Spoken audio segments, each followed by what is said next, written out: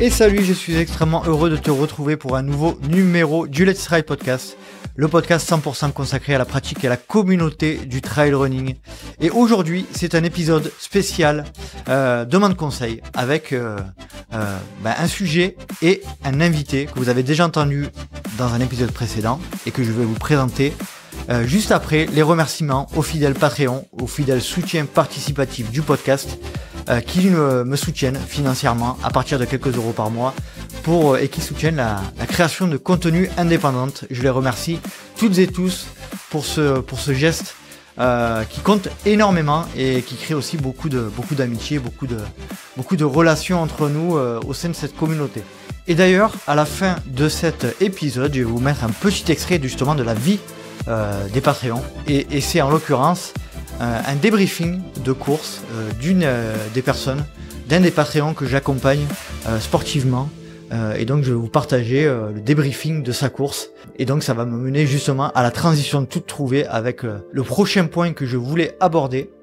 Je souhaitais également vous annoncer, puisque c'est un épisode un peu technique, et puis on va parler de sport et de santé dans le sport, et bien je souhaitais également vous annoncer et vous réalerter sur le fait que, vous savez, avec la structure dans laquelle je suis associé Expert Sport Coaching, nous avons lancé il y a quelques mois, il y a 2 mois d'ailleurs, début septembre, le premier réseau de coachs certifiés, qualifiés, professionnels qui détiennent une carte professionnelle et qui proposent des accompagnements à distance de trailers et de trailers ou de sportifs d'ailleurs, que ce soit triathlon, course à pied, etc. Et donc dans ce réseau, nous avons sélectionné des coachs de qualité qui ont été sélectionnés suite à une candidature et nous les avons sélectionnés avec soin. Et donc si vous rejoignez en tant que sportif la structure Expert Sport Coaching, eh bien vous serez suivi par un coach de qualité et qui, comme je le disais juste auparavant, détient une carte professionnelle d'éducateur sportif. Et ça, ce n'est pas rien. Donc si vous souhaitez nous rejoindre et être accompagné sportivement par des entraîneurs de qualité, eh bien rendez-vous sur expertsportcoaching.com. Allez, passons maintenant à la présentation du sujet et de l'invité du jour.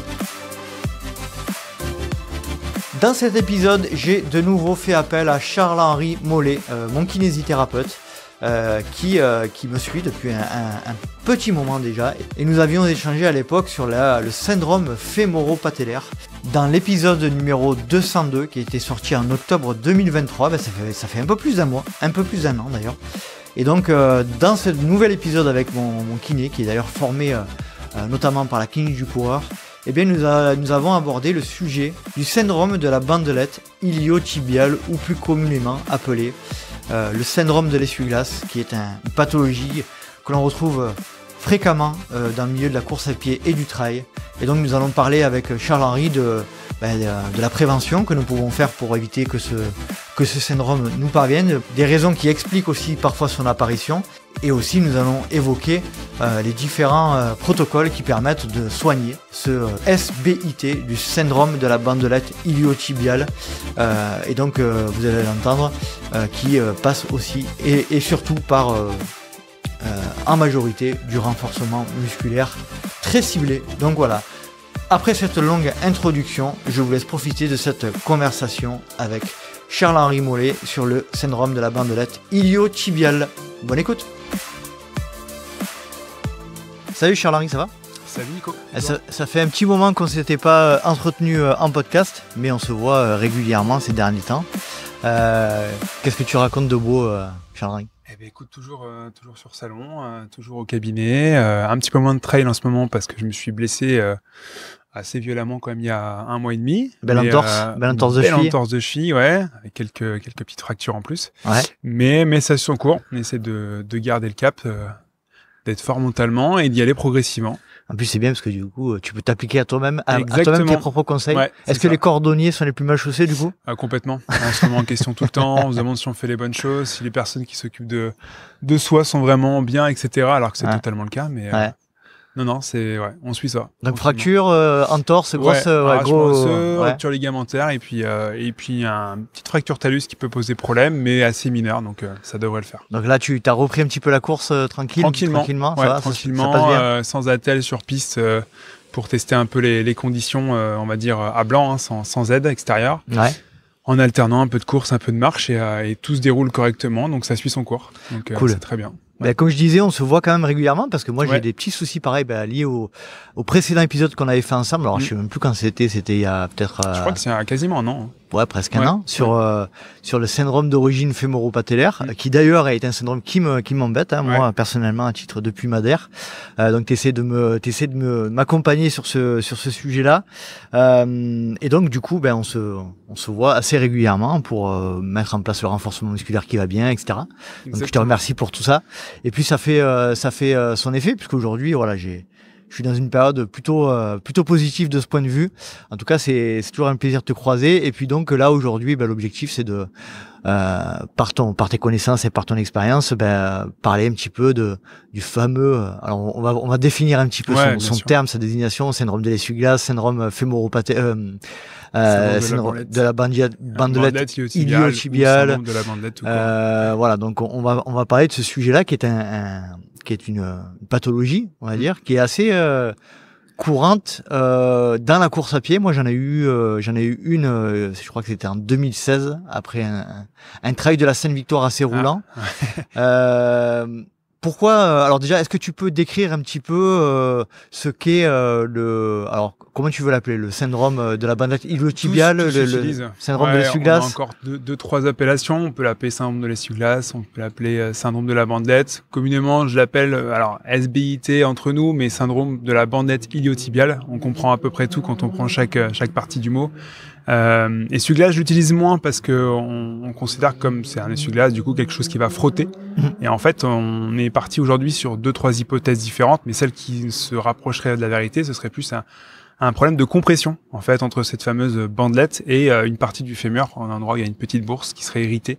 Donc moi, je l'appelle plutôt syndrome de la bandelette iliotibiale ou syndrome de la bandelette. J'essaie d'éviter ce petit nom d'essuie-glace, quoi. Est-ce que tu peux expliquer pour ceux qui, comme moi, en anatomie, ont des connaissances relativement limitées, de manière assez simple, où se situe cette pathologie et par quels éléments anatomiques elle se met en évidence? Alors déjà, faut la localiser au niveau du genou. Ouais. C'est vrai que tout le monde ne le sait peut-être pas, mais c'est vraiment au niveau du genou, sur la face latérale du genou. Sur l'extérieur, donc. Exactement. Et en fait, c'est vraiment la partie basse du fémur, vraiment près du genou. Sur l'extérieur, en fait, grosso modo, les gens peuvent suivre la couture du jean. Souvent, en extérieur, on n'est pas loin de la vérité sur cette bandette. Et au niveau je précise, le fémur, c'est l'os qu'il y a sur la cuisse. Hein. Entre le bassin et le genou. Exactement. Voilà. Entre les deux articulations connues, normalement, de la hanche et du genou.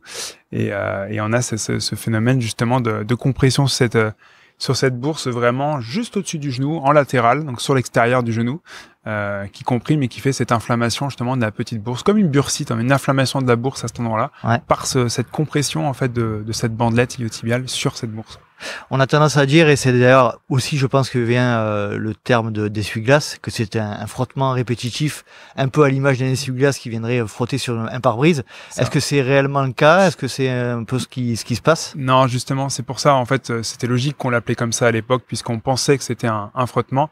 Aujourd'hui, il y a pas mal d'études qui enlèveraient en fait cette hypothèse, et celle qui ressort le plus des trois hypothèses, on va pas rentrer dans le détail, mais celle qui ressort le plus serait cette fameuse compression. On ne parlerait plus de frottement au niveau de cette bourse et de ce tendon, ce fascia en fait, ce fascia lata, enfin cette bandelette iliotibiale. Donc on parle plus de frottement, on parle plus de compression. Mais ça reste la même pathologie qu'on décrit depuis des années, la douleur sur l'extérieur du genou quand on court, principalement en descente, mais on va en revenir juste après. Donc on parle de cette fameuse bandelette. Donc est-ce que tu peux décrire de quoi est constituée cette bandelette? Et voilà, on parle de fascia, mais qu'est-ce que c'est un fascia du coup? Pareil, pour rester un peu simple, on n'est pas sur du muscle, quelque chose qui est compressible parce qu'on peut la contracter et l'étirer. Cette bandelette iliotibiale, c'est pas un muscle parce que du coup on ne peut pas l'étirer. Donc déjà, je vais un peu chanter, mais quand on parle de rééducation de cette bandelette iliotibiale, quelqu'un qui va vous faire un étirement de la bandelette, ce n'est pas possible. On ne peut pas étirer la bandelette. Donc pas d'étirement possible, donc ce n'est pas un muscle, c'est pas de l'os évidemment, c'est pas un ligament parce qu'il ne rejoint pas deux os pour former une articulation. Donc cette catégorie souvent qu'on parle, c'est la catégorie des fascias. Et les fascias, c'est des enveloppes musculaires, mais ça peut être des jonctions entre deux groupes musculaires. Et là, en l'occurrence, cette bandelette iliotibiale sépare au niveau de la hanche, donc en avant on a le tenseur du fascia lata, le fameux TFL, et en arrière de la hanche, toujours sur le côté, on a le moyen et le grand fessier. Donc le tenseur de fascia lata, c'est un muscle. C'est un muscle, exactement. D'accord. Ouais, exactement, et qui vient s'accrocher sur cette bandelette et qui descend la face latérale, la face extérieure du fémur jusqu'au genou. C'est ça. D'accord. Je précise là, il y a un super reportage que j'avais eu la chance de regarder sur Arte qui parle justement des fascias. C'est absolument. Je mettrai il est très bien. ce reportage. Ah ouais, t'en avais pensé, était bien. Je mettrai le lien de ce reportage dans le descriptif de l'épisode. Je vous le conseille vraiment. Ça fait partie des éléments dont on parle de plus en plus. Pour simplifier, on peut constituer que c'est une espèce de deuxième structure qui constitue après la structure osseuse notre squelette, on va dire, de corps, on va dire. En-delà du côté osseux, c'est ce qui vient un peu harmoniser entre les muscles et les ligaments, quelque chose qui va faire une symbiose en fait du corps sur une partie donnée, comme le fascia lata en l'occurrence avec cette bandelette. C'est une espèce de grande toile d'araignée en fait. C'est ça, une toile d'araignée. Je parlais de squelette, mais c'était une toile d'araignée que je cherchais comme expression. C'est vraiment ça, cette association, tout vient se mettre ensemble pour bien s'articuler, quoi. Intéressant. Du coup, on a bien compris au niveau anatomique. Maintenant, j'aimerais te poser la question de savoir, comment on sait, quels sont les signes qui prouvent que c'est un syndrome de la bandelette iliotibiale, donc un SBIT. C'est ça, exactement. Alors déjà, c'est une pathologie. Tu l'as dit tout à l'heure, c'est une pathologie qu'on retrouve souvent en course à pied et en trail, évidemment. C'est la deuxième pathologie la plus fréquente, souvent après le syndrome fémoro-patellaire. On verra qu'il y a des similitudes sur ces deux pathologies et il y a quelque chose qui par contre en diffère assez largement. C'est un syndrome qui est souvent plus fréquent chez les femmes que chez les hommes. Voilà. D'accord. Pas de beaucoup, on a des chiffres qui sortent, mais grosso modo un peu plus chez les femmes que chez les hommes. On verra aussi un peu pourquoi après. Il y a une relation avec la capacité musculaire. Ouais. Et par contre, l'incidence par rapport à ça, c'est 5 à 10% d'apparition chez les coureurs qui soient réguliers, etc. Donc c'est pour ça. 1 sur 10, ça fait quand même beaucoup. C'est pour ça, et c'est pour ça que c'est la deuxième patho la plus fréquente en course à pied. Donc voilà pour cette partie un peu statistique et apparition. Ouais. Il y a plusieurs choses qui nous fait penser à ça. Il y a des tests spécifiques. Généralement, si on doit se ramener par rapport au trail, c'est une pathologie qu'on a souvent en descente, d'accord, par un mouvement répétitif, parce qu'on a une grande cadence au niveau des jambes, on va vite au niveau des pieds et on encaisse des chocs au niveau des jambes qu'on doit amortir avec nos muscles.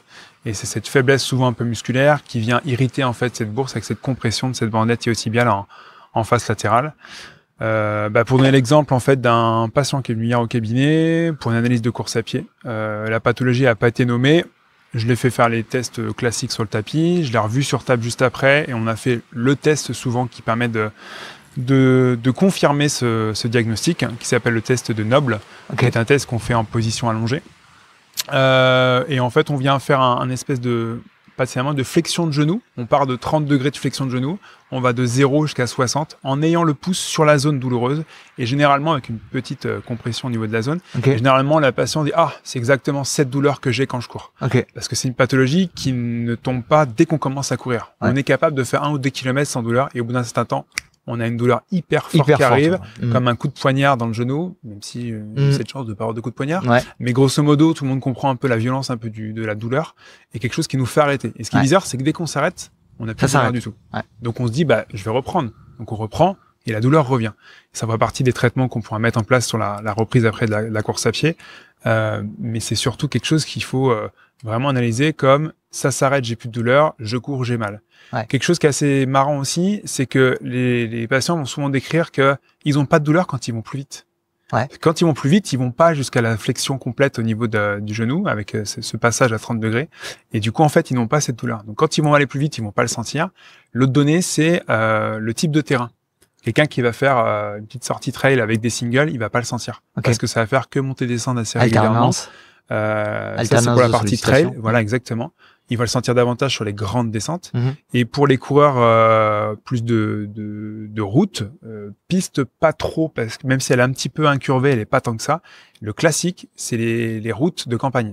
En fait, le bitume, il est légèrement incurvé de chaque côté. Et il suffit que tu sois pas du que tu sois du côté opposé à ce que tu dois avoir. Un exemple, j'ai mal à mon genou droit, je cours à droite de la route, je vais l'avoir parce que mon pied va partir un peu en extérieur. Genre une légère pression, Donc supplémentaire. c'est pour ça que généralement on dit variez vos terrains. Ouais. Ne courez pas que sur du plat et surtout ces fameuses routes de campagne. Ou alors en trail, ne prenez pas des grandes descentes, trouvez-vous un circuit où vous avez très peu de dénivelé négatif positif pour garder en fait, on en reparle encore de ce fameux stress mécanique qu'on doit mettre dans l'articulation, mais adapté pour ne pas provoquer de douleur. Donc ça c'est les différents signes qu'on peut avoir. Il y a aussi le côté où le patient, le coureur en l'occurrence, ne doit pas avoir mal. Je leur dis encore une fois, mais c'est l'une des seules pathologies où ça doit être zéro douleur. Zéro douleur pendant la sortie, 2-3 heures après et le lendemain. Ça, il peut très bien faire une sortie où il n'a pas de douleur, mais 2-3 heures après, il a une augmentation de douleur au niveau de ce genou, c'est qu'il a trop fait. On reviendra sur les types de traitements, même chose pour le lendemain. Donc voilà un peu les aspects de diagnostic à poser, voilà, c'est ça, en fonction des signes que nous donne le coureur, quand est-ce que ça se déclenche, quel test on peut mettre en place au cabinet pour confirmer ça. Alors moi, je partage un peu mon expérience parce que je l'ai eu.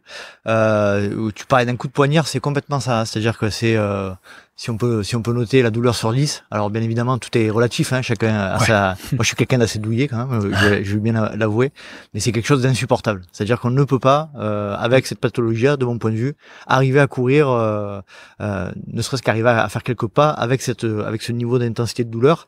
On entend souvent dire, et moi je l'avais aussi dans mon imaginaire, c'est que cette pathologie, elle était plutôt orientée. Je pense que c'est un peu lié aussi à ce fameux, ce qu'on imagine être une pathologie liée à la répétition. On a plutôt tendance à croire que c'est une pathologie qui s'adresse aux coureurs sur route. Tu l'as confirmé un petit peu. Mais est-ce que toi, de ce que tu as constaté, ou peut-être des études qui le montrent, est-ce qu'on est plus sur une pathologie typée trail ou plutôt typée course sur route? Plus en trail parce que généralement on a ces fameuses grosses descentes qui arrivent tôt ou tard sur des trails. Alors souvent longs, les cours peuvent être un peu plus roulants, on n'a pas des grosses descentes.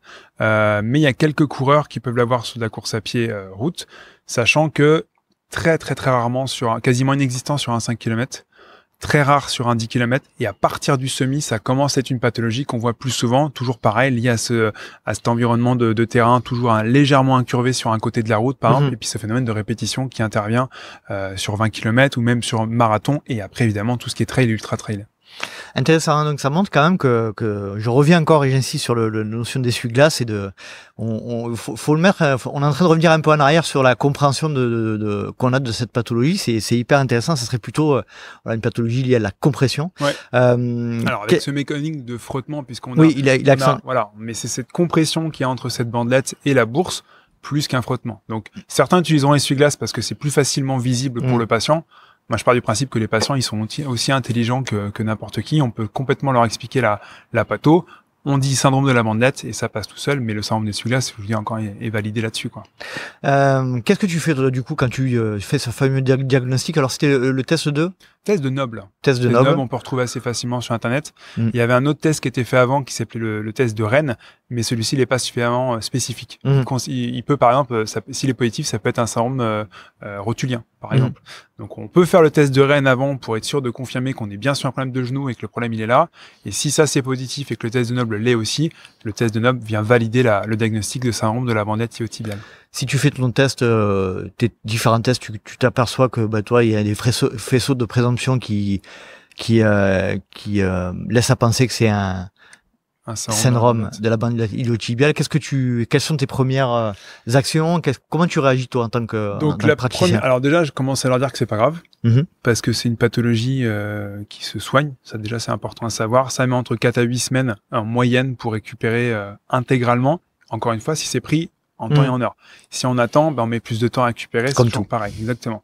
C'est un syndrome qui est douloureux qu'à l'activité. Donc au repos, le patient, le coureur ne se plaindra jamais par rapport à cette douleur-là. Une fois que le diagnostic il est posé, il y a plusieurs choses à mettre en place.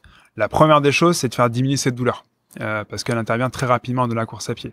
Et donc c'est l'une des rares pathologies, on va dire musculo-squelettiques. On va l'intégrer dans les fameux troubles musculo-squelettiques, les fameux TMS, pour lesquels on peut appliquer un traitement anti-inflammatoire. C'est vraiment le seul sur lequel on peut y aller. Par contre, une semaine maximum.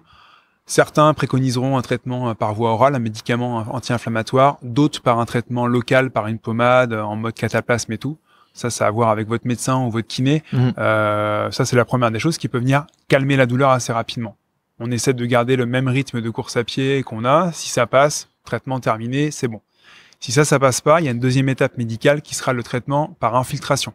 Infiltration, pareil, c'est la seule où on peut aller faire une infiltration, mais celle-ci, on se garde ce traitement vraiment pour, alors, certains diront les élites, moi je dis aussi les récréatifs qui ont des courses régulières et qui ont des objectifs récents.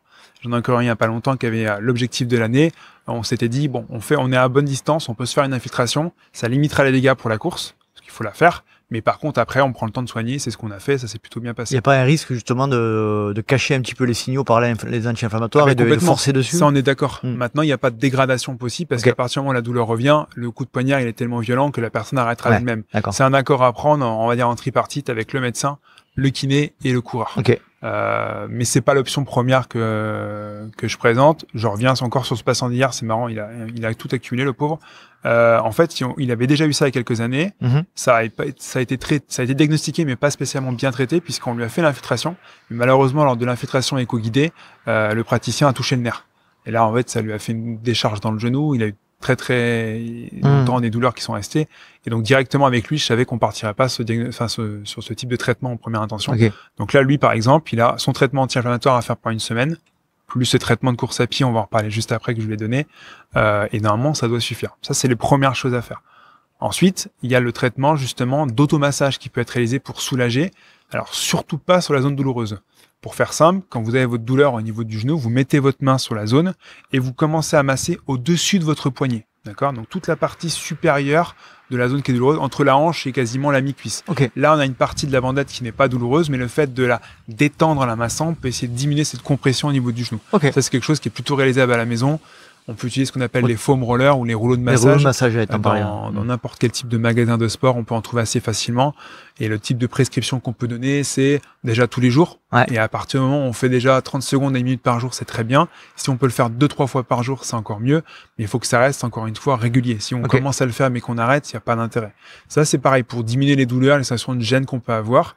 Alors qu'on n'a pas au repos, encore une fois, mais si on garde le même type de sortie qu'on a l'habitude de faire, mais qui avant était douloureuse, et en faisant ça n'est pas douloureuse, si on fait anti-inflammatoire par exemple, et le rouleau de massage, ça peut suffire, parfait. C'est rarement le cas, parce que souvent les gens ils attendent avant de venir se faire consulter et soigner et traiter, et du coup ça c'est pas suffisant. Et après on bascule sur le côté en fait traitement, rééducation à type de quantification du stress mécanique sur la course à pied, que ce soit un trail ou en route. Alors, quelqu'un qui court sur route, on lui proposera souvent d'aller faire des sorties en forêt, justement pour varier par rapport à ce bitume qui est un peu traumatisant au bout d'un certain temps, surtout ceux qui font du semi ou du marathon.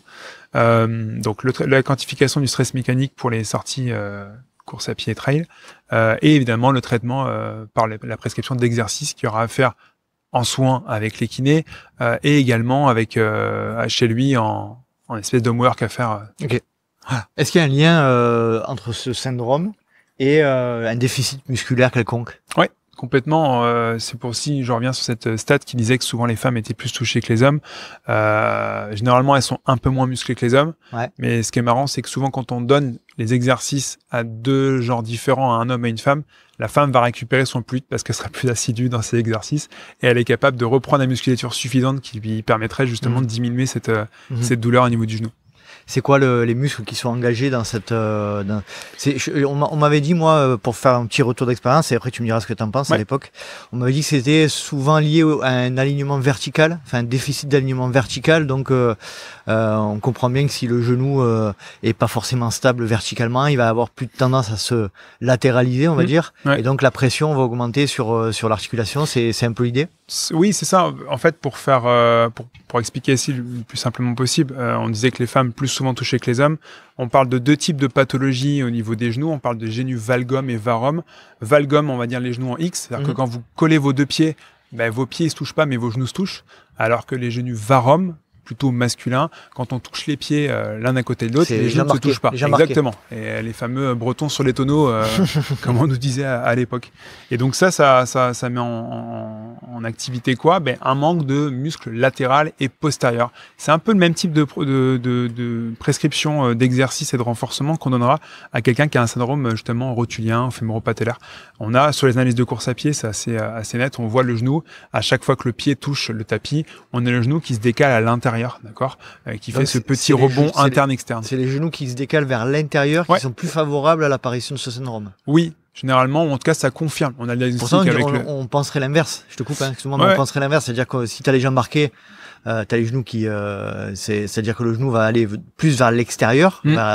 Et on aurait tendance à se dire, vu que le syndrome se localise sur l'extérieur, on aurait tendance à se dire que c'est là que ça se passe. Mais en fait, c'est plutôt l'inverse. Là, c'est compliqué de le faire à l'oral, parce qu'il faudra vraiment un schéma. Mais le fait d'emmener le genou, automatiquement, on rapproche aussi la bandelette de cette bourse, et du coup le manque de fessier qui permettrait avec cette contraction d'imiter cette compression, solliciterait moins la bandelette. Donc c'est pour ça que le fait d'avoir les genoux un peu plus sur l'extérieur, alors faut pas chercher à les écarter à fond, et le travail de renforcement suffira, et surtout la quantification du stress mécanique, on en reparlera juste après, peut suffire déjà à limiter ces douleurs au niveau du genou.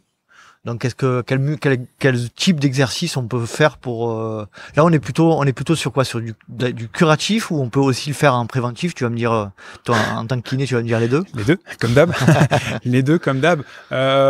Si on sait qu'on a des prédispositions avec les genoux un peu à l'intérieur, qu'on a déjà eu des petites alertes de genoux, ça se trouve le fait de limiter la course à pied, on a moins de douleur, c'est sûr. Si on fait rien, on n'a pas de douleur. Si on sent qu'il y a des choses qui peuvent tourner en ce diagnostic-là, en cette pathologie, on peut faire du préventif, surtout curatif, mais c'est sûr que quelqu'un qui aura son renforcement régulier, bi-hebdomadaire, il va limiter automatiquement son risque de pathologie articulaire et surtout musculo-squelettique. Donc on se focalise sur quoi comme type de renfort? Sur les abducteurs, donc les ABD, exactement, le fameux moyen fessier entre autres, le grand fessier à base de squat et tout. J'ai plein d'exercices comme ça qui sont assez faciles à mettre en place. Le classique, c'est ce qu'on appelle le sidewalk ou le crab. C'est un exercice où on prend les loop bands, c'est des petits élastiques qui sont pas très grands, qu'on va mettre au-dessus du genou, ou en dessous d'ailleurs, si on peut mettre un peu moins de pression. On garde la même hauteur par rapport à la tête, on descend pas trop. Enfin, on descend mais on ne remonte pas, c'est qu'on reste vraiment sous tension au niveau des quadriceps, et on se décale en fait pas à pas en à droite. Comme un crabe. Exactement. Et on revient de l'autre côté. Et le fait de faire ça, on va sentir que ça brûle un peu au niveau des fessiers. Ce renforcement des fessiers va permettre de diminuer cette douleur également au niveau du genou. Bien. Pour ce qui est du loop band, plutôt sous le genou, parce que du coup, on ira moins mettre la pression sur la partie douloureuse. Si on la met au-dessus, c'est vrai que je disais au-dessus, mais au-dessus, on va mettre un peu trop de pression. Certains ne seront pas douloureux, donc ça ira. Mais le mieux, c'est de commencer avec le loop band sous le genou pour faire ce fameux sidewalk, donc l'exercice du crabe. Excellent. Qu'est-ce que tu vois d'autre comme exercice qui pourrait... Même chose en descendant en fait l'élastique jusqu'au niveau des chevilles, et là on travaillera encore plus les fessiers, d'accord, au-dessus des chevilles pour pareil renforcement de la même zone. Les fentes pour travailler l'alignement du genou quand on va poser son genou droit devant, son pied droit devant, quand on va descendre sur sa fente avant droite, de faire en sorte que son genou il reste dans l'axe mais qu'il ne parte pas à l'intérieur. Souvent c'est le cas. Si on fait l'effort de garder le genou dans l'axe ou de l'emmener un petit peu sur l'extérieur, pareil, on recrutera davantage au niveau des fessiers pour limiter cette atteinte au niveau de la bandelette iliotibiale. On peut également rajouter ce qu'on appelle le single leg deadlift, donc un soulevé de terre deadlift, mais sur une seule jambe. On en appuie sur sa jambe droite, on prend soit rien dans sa main gauche, soit un poids dans sa main gauche. Ça peut être une bouteille d'eau, ça peut être un kettlebell.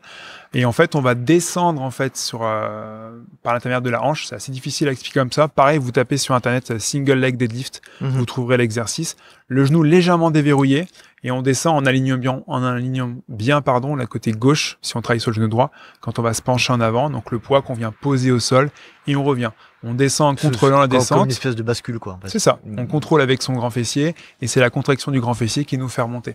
Ça, c'est un exercice qui est réalisable aussi. Et comme d'habitude, l'exercice, on commence souvent plus ou moins vide ou avec des résistances très légères. Et plus on est OK avec ça, moins il y a de douleur, plus on peut augmenter en charge. On peut également faire le squat, le classique, squat, ça peut être un air squat, donc à vide, qu'on peut faire sans rien. Puis après, rajouter un fameux loop band en dessous des genoux, en écartant un tout petit peu les genoux pour recruter un peu plus les fessiers. On peut rajouter du tempo à chaque fois qu'on fait cet exercice-là. Le tempo, c'est le temps qu'on va mettre sur un mouvement et un autre. Sur le squat, on va descendre lentement. On peut rester 2 petites secondes en bas et on remonte assez rapidement pour trouver un peu de pliométrie, d'explosivité. Le pont fessier, qui doit être un peu connu aussi. Le hip thrust, où on est justement complètement allongé sur le sol. On plie ses genoux, on pose ses pieds au sol et on décolle le bassin le plus haut possible. Pareil, à vide, on rajoute du poids pour augmenter en fait l'efficacité de cet exercice. Les fameux box step up, donc on prend une petite marche, voilà, ou une box de cross training, de crossfit, toujours en contrôlant son montée, toujours en contrôlant sa descente. on augmente l'amplitude aussi. Là, ça va rapprocher un peu plus pour le trailer, parce que le trailer, il va devoir à faire le trailer de la Réunion, notamment. Ouais, avec des grosses, des gros rochers, hein, juste avant, à 2 semaines maintenant de la diagonale, là. Ça va être la folie, ça aussi. Mais ouais, les montées et les descentes de boxe.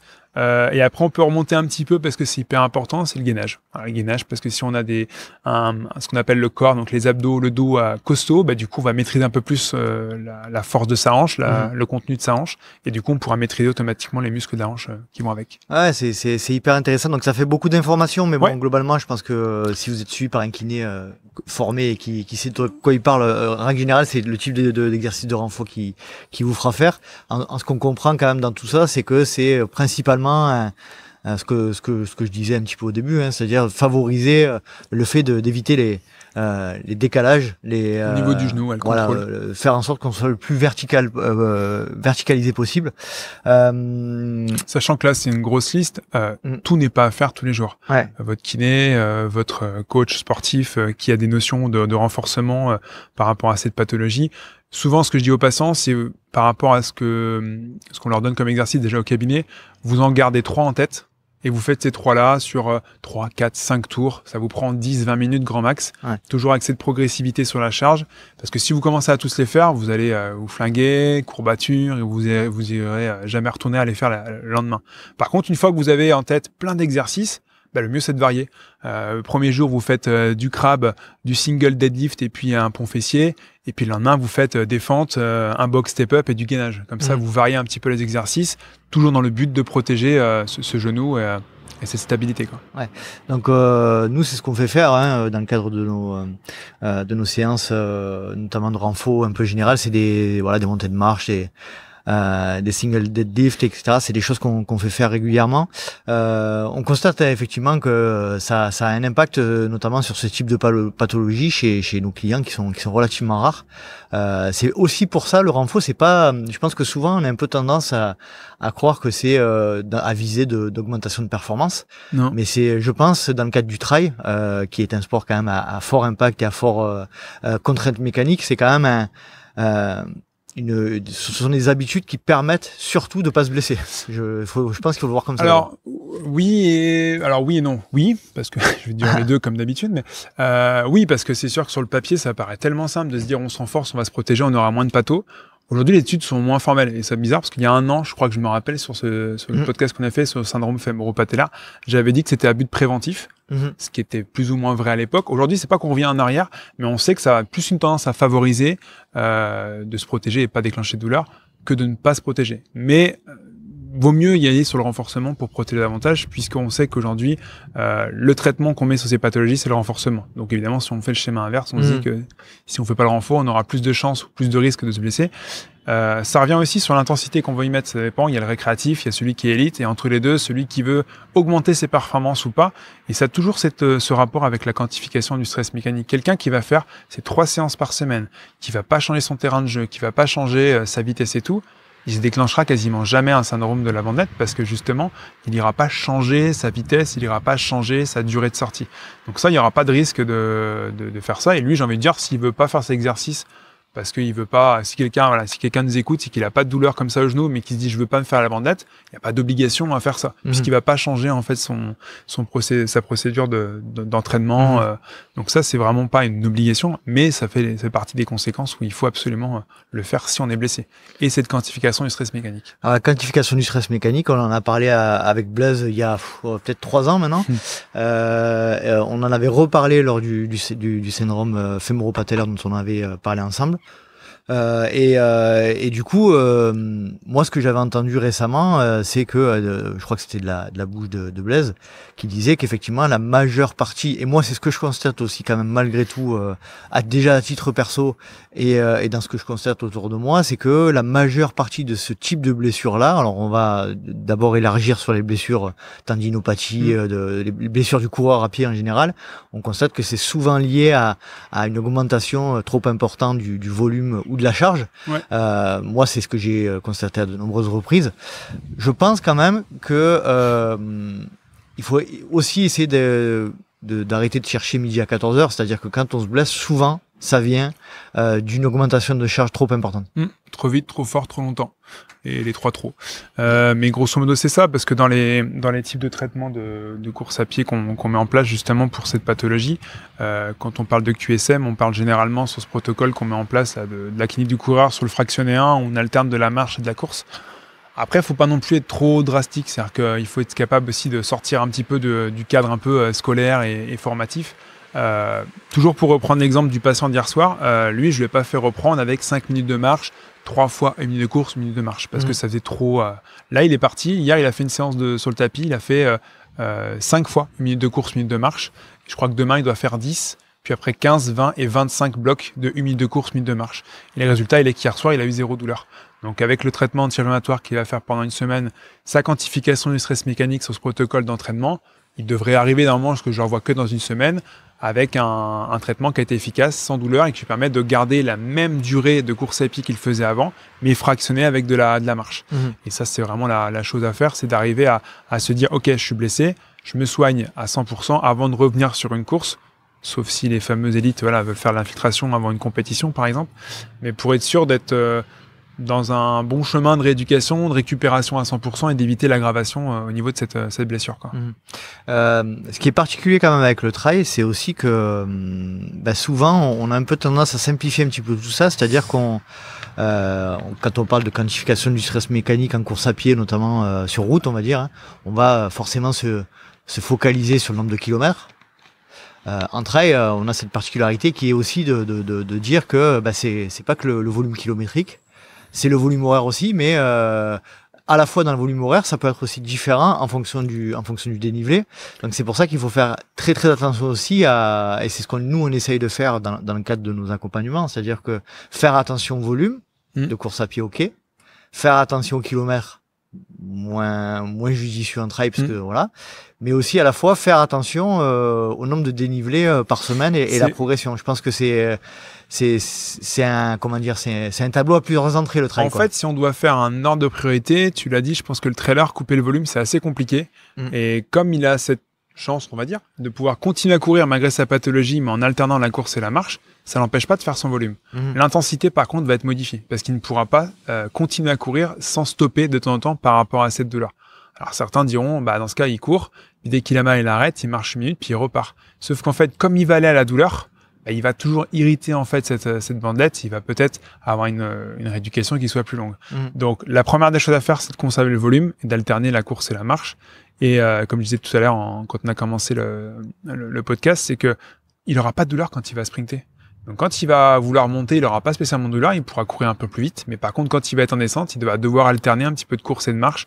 Et c'est surtout cette troisième chose que je veux dire, c'est que le dénivelé négatif est à rajouter en dernière étape. Donc le côté forêt, vallon, etc., des petits singles, ça c'est ok, mais dès qu'on commence à engager un peu plus dans les descentes, ça va être délicat parce que en courant il aura des douleurs, mais en marchant il aura encore plus de douleurs parce qu'il va devoir amortir encore plus son genou et c'est ça que ça va être douloureux. Donc le dénivelé en dernier, la première chose, on garde le volume, l'intensité on l'adapte avec la course et la marche, et le dénivelé négatif en dernier. Ok, intéressant. Ouais, souvent parce que c'est vrai que c'est un syndrome qui se révèle quasiment tout le temps en descente, en trail particulièrement. On a des chiffres pour savoir un petit peu alors je sais pas si c'est un terme scientifique, le taux de réapparition d'un symptôme. Est-ce que c'est quelque chose qui réapparaît régulièrement? Est-ce que dans la littérature, est-ce qu'on sait un petit peu ce que ça représente? Alors j'ai pas les chiffres, je suis pas allé chercher non plus. Par contre, ce qui est sûr, c'est que si on se soigne de cette pathologie-là, elle aura toujours une tendance à revenir si généralement on coupe un peu le renfort et qu'on vient rechercher à faire un volume plus important avec plus d'intensité. Vous avez fait votre objectif de l'année en juillet, en août ou en septembre. Vous coupez parce que vous avez envie de couper et vous reprenez avec vos sorties d'avant, mais plus violemment avec un déficit musculaire parce que vous n'avez rien fait des vacances. On a une prédisposition à refaire ce syndrome un peu plus prononcé que quelqu'un qui garde en fait un peu de volume. C'est pour ça qu'on dit toujours, ok, après une compète, tu vas parcourir le lendemain 10 km, mais fais un peu de vélo, fais un peu de yoga, reprends tranquillement. Ça, c'est hyper important parce que quelqu'un qui va garder en fait son activité de course à pied en coupant un peu de volume, en coupant l'intensité, plutôt que de tout couper, va diminuer l'apparition de pathologies autres. Et clairement, on pourrait être totalement honnête et parler un tout petit peu de moi. C'est ce qui m'est arrivé, cet été. J'avais tout coupé après ma course mi-juillet, vacances, famille, etc. Et j'ai fait une sortie avec des copains. Et je suis descendu un peu trop vite sur une descente, la tête un petit peu à l'heure, et puis le pied est parti, quoi. Intéressant.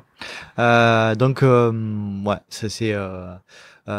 Tu parlais tout à l'heure des AINS, des anti-inflammatoires non stéroïdiens. On rappelle quand même encore une fois que, notamment dans le cadre des efforts d'ultra-endurance, il y a des risques hyper importants, notamment rénaux. Donc, on vous renvoie à l'épisode avec le docteur Gergelet que j'avais fait il y a un petit moment. Mais encore une fois, j'aimerais bien que tu insistes sur l'aspect AINS, une semaine maximum sous l'accord d'un médecin. Alors, bien évidemment. Ouais, évidemment. L'AINS, on en parle suffisamment dans le podcast pour dire qu'on va limiter justement les AINS dans ce type de sport. Par contre, cette pathologie-là nécessitant un peu d'AINS, donc du coup... On est à côté de... On est dehors. Voilà. On est à côté de l'aérodrome de Salon, donc c'est normal. Au soleil, dehors, mais du coup, il y a quelques avions qui passent. Pour revenir sur les ANS, voilà, c'est la seule pathologie pour laquelle on peut se dire c'est un traitement qui est possible. Évidemment, c'est pas se traiter soi-même. Consultez votre médecin, c'est lui qui fera la prescription. Si votre médecin est en désaccord, ce qui est rare, mais ce qui est plutôt bien, c'est qu'il est à jour sur ces pathologies qu'on veut limiter, qu'il n'hésite pas à contacter votre kiné qui vous a préconisé justement d'en prendre pour qu'il y ait un échange entre professionnels de santé et que vous puissiez avoir cet anti-inflammatoire, mais une semaine maximum. Si on voit que c'est pas efficace, on arrête, et si de toute façon c'est efficace, on arrête aussi. C'est vraiment qu'une semaine, après ça peut être délétère pour les tissus, donc c'est pas le but. Ouais. Qu'est-ce que tu voudrais dire à celles et ceux qui souffrent de cette pathologie, qui sont un peu désarmés face à ça? Vous n'êtes pas seul. Vous n'êtes pas seul. Trouvez-vous un bon kiné. Oui, trouvez-vous un bon kiné. Oui, je pense qu'aujourd'hui, autant il y a quelques années, on pouvait considérer qu'on était un peu isolé et qu'on était trop jeune par rapport aux vieux kinés qui ne se formaient pas ou qui n'avaient pas la chance d'être formés aussi comme nous, on l'est actuellement. Quelqu'un qui se remet toujours en question, je pense que c'est un bon praticien. Et à partir du moment où vous avez comment dirais-je, ce rapport avec votre professionnel de santé, que ça se passe bien, qui reste au goût du jour, formé et qui se remet en question, qui dit ah là je comprends pas, ça marche pas, normalement c'est plutôt une bonne nouvelle. Et il lâchera la main à quelqu'un d'autre s'il voit qu'il n'y arrive pas. Mais parlez-en à votre médecin, parlez-en à votre kiné ou je pense qu'on est une communauté de trailers où on connaît tous quelqu'un qui a vu un kiné, pour ne pas dire on est 80% de la communauté du Let's Trail Podcast à avoir vu un kiné. Donc vous connaissez autour de vous un kiné qui est formé. Alors évidemment, moi je vais parler de la clinique du coureur parce que je suis formé chez eux, mais il y a plein d'autres kinés qui sont formés sur des thérapies de course à pied et qui pourront vous aider et qui auront les mêmes préconisations que nous, quoi. Recommandations. Ce qu'on peut conseiller déjà, c'est aussi c'est intéressant et je pense que c'est quand même mieux d'avoir un praticien qui pratique justement parce qu'il sait de quoi il parle et il comprend un petit peu notre kiné du sport, kiné du sport référencé à la clinique du coureur ou spécialisé en course à pied et trailer et pratiquant, oui, encore plus parce que du coup, soit il a déjà vécu, soit il sait ce que c'est parce qu'il a eu pas mal de patients qui ont eu cette pathologie. J'aimerais bien, alors je t'avais pas prévenu, mais je veux aller avec toi sur un sujet un peu qui me perturbe un petit peu en ce moment, enfin pas qui me perturbe, mais où je me pose quand même pas mal de questions sur ces notions. On en avait parlé dans le précédent épisode sur ces notions de fréquence de pas. Est-ce que il y a un intérêt dans le cadre du syndrome de la bandelette iliotibiale à augmenter sa fréquence de pas ou déjà je pense que ce qu'on peut dire, ce que tu l'as dit au tout début, c'est que s'il n'y a pas de problème, ne cherchez pas à vous en créer, donc restez comme vous êtes. Mais est-ce que dans le cadre d'une pathologie, d'un retour à la course à pied, est-ce qu'il y a un intérêt à revenir sur une fréquence de pas un peu plus élevée ou pas? Ouais, complètement. On diminue le temps d'impact au sol. Donc on a ces fameux. Alors on parle de 180. Encore une fois, il faut prendre beaucoup de recul par rapport à ça. On considère que 155 pas par minute, c'est beaucoup trop lent, d'accord, beaucoup trop faible. Et ça, souvent, on le voit sur les vidéos, c'est assez fréquent. Il a pas de chance, mais je vais revenir encore sur ce patient d'hier soir. Il avait une fréquence à 171. Donc en fait, il n'était pas dans ce problème-là. Donc moi, je lui ai même pas changé sa foulée. Il était à plus de 70, c'était pas gênant. Par contre, le fait d'avoir alterné course et marche, je me dis, j'ai eu zéro douleur. Alors que sur ces 10-15 minutes de tapis à vitesse d'allure, on va dire en endurance fondamentale, il a eu la douleur qui s'est déclenchée au bout de 3-4 minutes.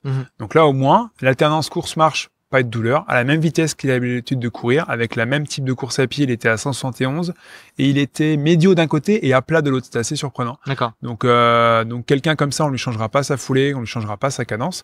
Par contre, clairement, un patient, un coureur, pardon, qui vient, qui a une altesse de nob positive, qui se plaint des douleurs latérales de genoux, qui coche toutes les cases d'un syndrome de la bandelette iliotibiale, on le passe sur tapis, on voit qu'il a une fréquence qui est trop faible, pardon, tout de suite on change ça. Et le fait de changer ça, on le repasse sur tapis avec la même vitesse, etc., le même temps, généralement la douleur elle peut être déjà soit moins importante, soit complètement... Toi, c'est ce que tu constates réellement, concrètement, en termes en tant que praticien, c'est-à-dire des diminutions moins de la perception de la douleur liée à l'augmentation de la fréquence de pas. Oui, complètement. C'est cette diminution d'impact, ce temps d'impact au sol, d'être un peu plus aérien, entre guillemets. De toute façon, c'est clair, quand on a une cadence qui est trop faible, alors je vais faire des généralités, mais il faudrait pas, mais souvent, on va dire, cadence faible, 150, on est attaque talonnier, et donc le type de pathologie qu'on va avoir, c'est toutes les pathologies articulaires. Donc ça va être la hanche, le genou, donc le syndrome fémoro-patellaire, les lombaires. On parle pas suffisamment des lombaires aussi, et tant mieux à la limite parce que c'est une pathologie qui est beaucoup plus compliquée à soigner, le mal de dos des coureurs. Mais c'est les 3 grosses pathologies qu'on va avoir sur des cadences faibles. Et dès qu'on va avoir une cadence un peu plus élevée et des douleurs avec des pathologies qui arrivent, c'est plutôt des douleurs tendineuses et musculaires, les fameux TMS. Et là, on va voir les aponevrosies plantaires, les tendinopathies d'Achille, les déchirures et élongations de mollets, les ischios, sur les grosses pathologies. Mais l'avantage, alors pareil, je parle pas de notre métier de kiné, mais l'avantage, c'est que ces pathologies sont beaucoup plus facilement soignables que les pathologies articulaires. Oui. Et donc, c'est aussi pour ça qu'on a une tendance à dire cette cadence-là c'est plus intéressante pour le coureur, et qu'après, c'est souvent dû à sa quantification du stress mécanique. Et souvent, le fait de baisser un peu cette quantification, de courir plus longtemps, moins vite, ou de courir moins longtemps, plus vite, mais régulièrement en faisant des blocs, là, comme on fait sur la minute de course et la minute de marche, ça permet en fait de diminuer ces douleurs et cette pathologie tendineuse ou musculaire, finit par partir d'elle-même. Alors qu'une pathologie articulaire est souvent plus longue à récupérer. Après, est-ce que si on conseille une augmentation de la fréquence de pas, est-ce qu'il y a une notion de progressivité aussi dans la consigne? Ouais, ces fameux blocs, on y va progressivement en augmentant cette durée de course à pied au fur et à mesure. On parlera de chaussures minimalistes, oui et non, mais c'est pas la première chose qu'on changera. Souvent, l'exemple qu'on donne, c'est on a un bocal et la première chose qu'on met, c'est d'abord les gros cailloux. Et les gros cailloux, c'est souvent la cadence. Et le petit sable à la fin qu'on met pour remplir notre bocal, c'est fameux le changement de chaussure. Si vraiment on constate que malgré tout ça, il y a encore des petites douleurs, c'est souvent parce que la chaussure n'est plus adaptée au type de course à pied qu'on met en place. Intéressant. T'avais écouté l'épisode avec Cyril Gendre sur les préférences motrices, c'est quelque chose qui te parle, toi, ça Oui, c'est Volodalen. Volodalen, ouais. Ça. Ouais, j'avais écouté et en fait, hyper intéressant. Mais je suis pas fermé, je suis ouvert à tout et j'écoute tout ce qui se passe autour de la kiné du sport, de la course à pied, du trail. Et c'était hyper intéressant. Et en fait, ce qui est dingue, c'est qu'on a toujours opposé ces deux écoles, alors qu'en fait, c'est plutôt des écoles qui vont ensemble, utilisent des mots différents. Et d'ailleurs, Cyril n'a jamais dit que la clinique c'était nul et inversement. Donc, je pense qu'il faut prendre de tout. Il faut prendre des personnes avec qui vous vous sentez le mieux. Et honnêtement, vous trouverez une solution quoi qu'il arrive. Mais on va tous dans le même sens. On veut que les gens ils aillent mieux, on veut que les gens ils fassent du sport, qu'ils se bougent, qu'ils fassent l'activité qui leur plaise, et ça passe par ça, quoi. En tout cas, moi, une chose est sûre, c'est que j'insiste sur cette notion de charge mécanique, vraiment à être à tous les coachs qui nous écoutent, tous les kinés, voilà, c'est vraiment la première des choses sur laquelle il faut faire attention, parce que c'est, de mon point de vue, et encore une fois à titre perso et l'ayant vu pour mon propre cas, je pense que c'est vraiment la chose qui génère le plus de blessures, c'est une augmentation trop importante, ou du volume de kilométrique, ou du dénivelé positif et surtout négatif, ou du nombre d'heures de pratique, ou de l'intensité. Donc dans toute programmation d'entraînement, voilà, il faut mettre de la progressivité. Est-ce que tu veux rajouter quelque chose, Charles-Henri? Je pense qu'on a fait quand même pas mal de tours. On a pas mal balayé, c'est très bien. J'ai envie de prendre la casquette d'intervieweur et de poser la question justement. Est-ce que du coup, toi qui as vécu les deux pathologies, est-ce que tu peux confirmer que ton syndrome fémoro-patellaire est plus long à guérir que ton syndrome de la bandelette? Largement. Et voilà. Et ça confirme le problème articulaire plus difficile, plus long à récupérer qu'une pathologie musculo-tendineuse. Ouais. Largement. C'est-à-dire que le syndrome de la bandelette, Ça s'est guéri avec du renfort. L'intensité est plus importante. Ouais, l'intensité de douleur est plus importante, ça c'est sûr. Par contre, ça se guérit plus rapidement. Par contre, ça se guérit beaucoup plus rapidement. Depuis, j'ai été relativement tranquille sur ce sujet-là. L'intensité de douleur est atroce. Franchement, c'est insoutenable, je trouve. Par contre, effectivement, une fois qu'on se met un peu au repos, qu'on fait les exercices de recentrage, on va dire, liés aux moyens, aux fessiers, etc. Au tenseur du fascia lata aussi. On arrive tout de suite à avoir des résultats assez rapides. Par contre, le syndrome fémoro-patellaire, c'est quand même autre chose. Hein. C'est-à-dire que c'est quelque chose qui est plus présent, plus lancinant, qui revient une fois de temps en temps. Et du coup, après, on se remet souvent en question. On se dit, est-ce que du coup, je peux aller plus vite? Est-ce que je peux forcer? Ou alors, je vais me faire plus de douleur, plus mal, et donc du coup, je vais avoir du mal à récupérer. C'est des questions qui se posent, mais voilà, vous n'êtes pas seul, il y a du monde autour de vous, faites-vous aider, vos coachs, vos kinés, vos médecins. Et la chance justement qu'on a avec ce syndrome de la bandelette, c'est que, comme je disais tout à l'heure, c'est la deuxième pathologie la plus fréquente en course à pied, et pour autant, c'est celle qui se rééduque quasiment le mieux, parce que du coup, il suffit de gérer cette quantification du stress mécanique, faire l'exercice adapté, et ça finit par passer, quoi. Et puis surtout, éviter de trop attendre aussi, si vous Alors la particularité encore une fois de ce syndrome, c'est que c'est très très douloureux, donc faut vraiment être dur au mal pour pouvoir continuer à forcer sur un syndrome de la bandelette iliotibiale tellement ça fait mal. Mais dans toute pathologie qui soit, que ce soit tendineuse, que ce soit ostéo-articulaire et tout, allez, je vais te poser la question par exemple, à quel moment pour une douleur on peut considérer que c'est inquiétant? Alors moi j'utilise toujours le VA, là, le classique entre 0 et 10. Où je dis dès qu'on dépasse 3, 4, c'est inquiétant dans le sens où c'est une vraie douleur qu'on ne peut pas garder. Le 3, 4, il peut être intéressant. Le 2, 3, on va dire, il peut être intéressant pour créer de l'adaptation. Pareil, je reviens sur ces fameuses courbes. Vous trouverez sur Internet, vous tapez quantification stress mécanique, la clinique du coureur. Dans les images, vous allez voir cette fameuse courbe. Et en fait, on voit que quand on dépasse un seuil au-delà de ce que notre corps est capable de faire, on crée des douleurs, des œdèmes, des raideurs matinales. Et ça, quand on dépasse, c'est qu'on est au-delà de ce 3, 4 sur 10. Donc, on a le droit d'avoir des douleurs à 1, à 2, à 3 sur 10, mais dès qu'on dépasse, c'est que il y a quelque chose à faire. Donc, un traitement kiné, traitement médical si on doit commencer par un anti-inflammatoire pour ce syndrome de la bandelette.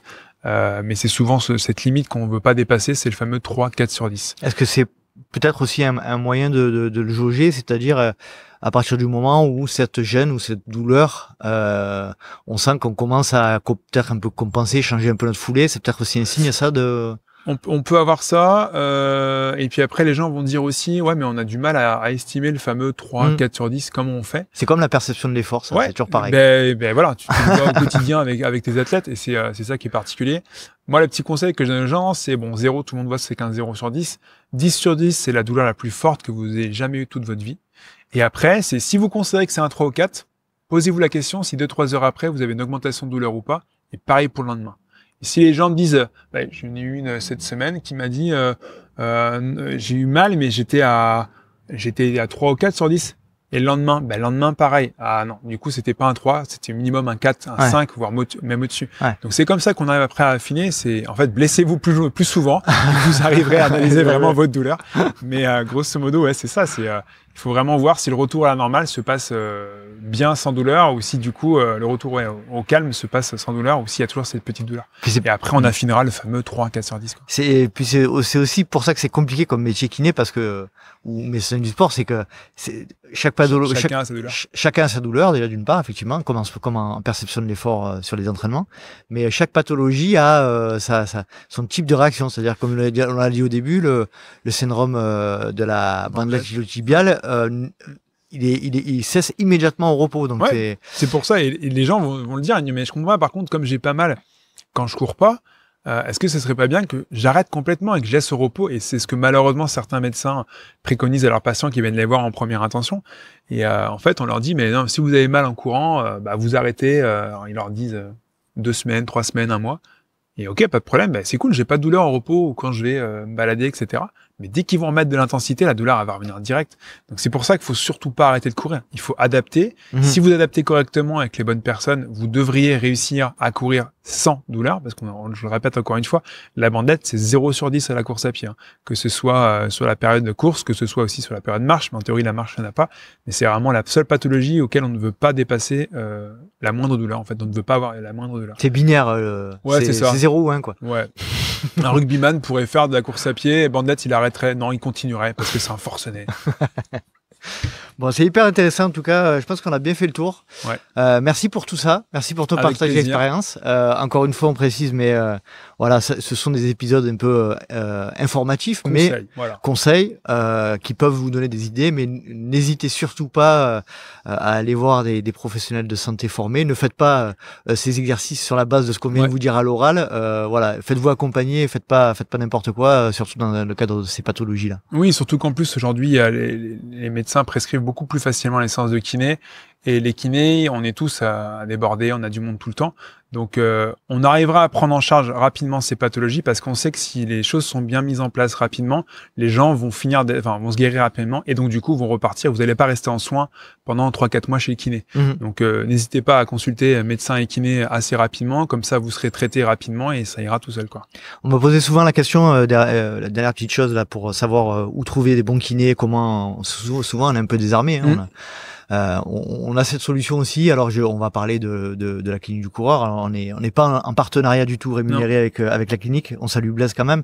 Mais il y a un annuaire sur Internet de la clinique du coureur pour trouver les praticiens qui sont formés comme toi. Ouais, c'est ça. En fait, j'ai pas mal de formations. 2.0 au Canada, je devrais le faire l'année prochaine, 2025 ou 2026, en fonction des projets. Mais oui, il y a plusieurs modules en fait dans la clinique. Mais pour revenir sur le référencement, vous allez sur le site de la clinique, trouver un service professionnel de santé et vous avez des podos, des kinés, des cliniques spécialisées et vous trouvez la personne qui est proche de chez vous et ça passera tout seul.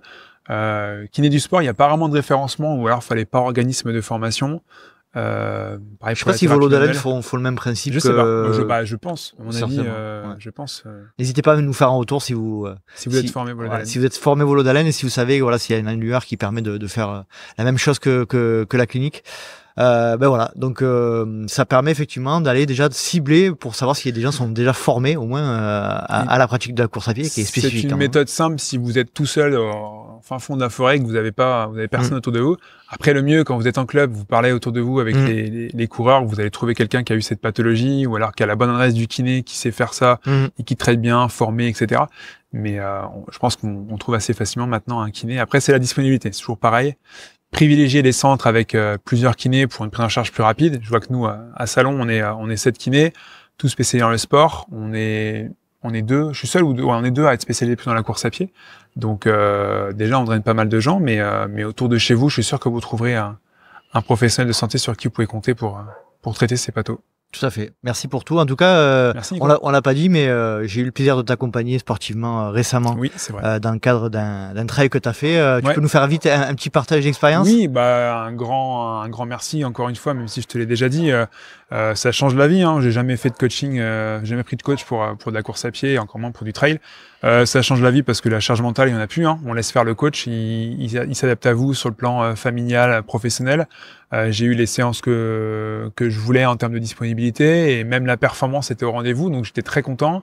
Et je fais un peu de pub au passage pour ce trail parce qu'il est vraiment magnifique. C'est le trail des passerelles à Monténard. C'est le trail de Nicolas Martin, ça, où il est parrain. C'est possible. J'avoue que moi, je choisis un peu les régions où j'ai envie d'aller visiter. Apparemment, il est exceptionnellement beau. Magnifique. La grande course qui fait 65 km, je crois, et c'est super. Alors, on passe par pas mal d'endroits, des mers de nuages. On est passé dans une mine, on est passé au sommet d'une montagne où on voyait le lac en contrebas où on arrive. Enfin, c'est sublime. Encore un petit peu de c'était une belle course. Cool. Bon, en tout cas, moi, je te souhaite tout le meilleur pour la suite, là. Merci beaucoup. Que ta reprise de course à pied se passe pour le mieux. Ouais, c'est gentil. Merci pour ton partage d'expérience et à bientôt dans un prochain épisode. Pourquoi pas sur les douleurs lombaires. Pourquoi pas? Allez. Ça peut. Dites-nous en commentaire ou en message si ça peut vous intéresser. Vous voulez qu'on évoque. Super. Merci à toi, Charles-Henri. Merci Nico. À très vite. Salut, ciao.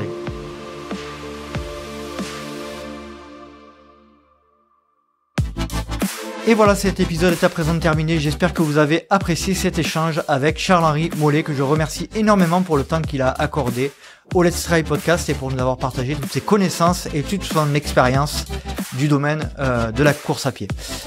Si tu souhaites nous rejoindre sur les réseaux sociaux, rien de plus simple, rendez-vous sur Facebook ou Instagram sur Let's Try Podcast. Tu peux également me suivre à titre personnel sur Facebook, Instagram, LinkedIn ou Strava à Nicolas Guilleneuf, Guiheneuf. Et puis si tu souhaites aider le LTP, n'hésite pas à te rendre sur les deux plateformes, celles que tu utilises bien sûr, Apple Podcast ou Spotify. Ce sont les deux seules plateformes sur lesquelles il est possible de noter le podcast avec un petit rate, un petit 5 étoiles si possible, et un petit commentaire. Ça fait toujours plaisir de voir que le LTP fait réagir. Et enfin, si tu veux vraiment faire en sorte de pousser et de soutenir la création de contenu indépendant, rendez-vous sur Patreon, patreon.com/Let's Try le podcast. J'espère te retrouver pour un prochain numéro du LTP, et d'ici là, n'oublie pas, si tu penses que c'est impossible, fais-le pour te prouver que tu avais tort. Salut. Donc on est vraiment sur une gestion de course qui est mauvaise, c'est-à-dire qu'encore une fois, on a tendance à croire que c'est inéluctable et que effectivement ce genre d'intensité est logique, mais en fait ça s'explique, comme le disait justement, par ou un déficit musculaire ou un déficit de préparation, de durabilité, ou alors un problème avec l'alimentation qui fait qu'on se retrouve à des intensités qui sont on part sur des allures qui sont cohérentes et puis on finit par randonner, quoi. Donc c'est ce qu'on veut pas en fait, c'est ce qu'on veut surtout pas faire. Et quand on regarde du coup la courbe de Yannick sur le cardio, on se rend compte que c'est pas donné à tout le monde d'avoir cette gestion là. C'est un niveau d'engagement, qu'il faut avoir tout au long d'une course, sur 20 heures de course, et c'est pas donné à tout le monde. Toi, au niveau du ressenti, on voit que le cardio a été cohérent sur toute la course. Est-ce que toi, tu as eu des différences de perception de ressenti d'effort sur toute la course ou pas?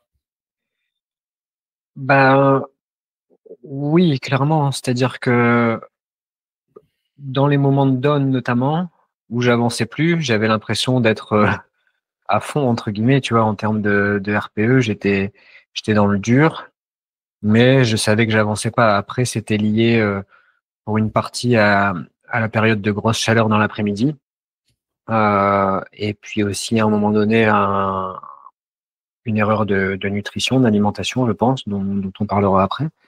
Donc dans ces moments-là, que tu as eu, c'est c'est ce que tu vois sur la courbe là, c'est-à-dire que c'est les moments en gris là. Donc il y a eu le gros creux à la fin sur ici là, kilomètre 91 à 95, 96 à peu près. Donc ça c'est pas un ravito, c'est un moment de down. Ça c'est pas un ravito, non. En fait, mes ravitaux, ils sont vraiment très rapides. Ça, c'est un moment de down où, en gros, je suis en train de marcher dans une petite montée où je devrais courir, quoi. 25 minutes de bon. Ouais, c'est ça, ouais. Et ça, donc, en fait, c'est une petite montée que je devrais normalement trottiner. Et là, en fait, je suis vraiment dans le mal. Je marche.